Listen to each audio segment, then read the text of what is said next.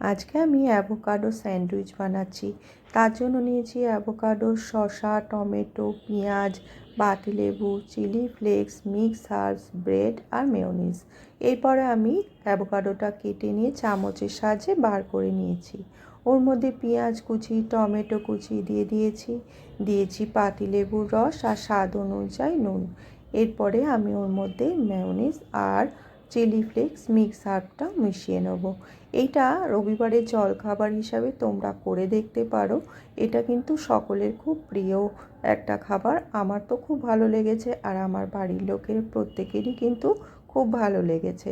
এবার ফ্রাই প্যানে আমি একটু বাটার দিয়ে ব্রেডগুলোকে এপিট ওপিট করে ভালো করে সেঁকে নিয়েছি। তারপরে যে অ্যাভোকাডোর মিশ্রণটা তৈরি করে রেখেছিলাম ওইটা ব্রেডের মধ্যে মাখিয়ে নিয়ে ওর মধ্যে আমি একটু শসা স্লাইস করে কাটা সাজিয়ে নিয়ে ওপর দিয়ে একটা ব্রেড চাপা দিয়ে দিয়েছি। ব্যাস, আমার তৈরি হয়ে গেছে অ্যাভোকাডো স্যান্ডউইচ। এটা কিন্তু খুবই টেস্টি আর একটা নতুনত্ব স্যান্ডউইচ। প্রত্যেকের খেতেও ভালো লাগবে আর খাওয়াটাও কিন্তু খুবই ভালো। তোমরাও করে দেখতে পারো, বাড়ির প্রত্যেকের পছন্দ হবে।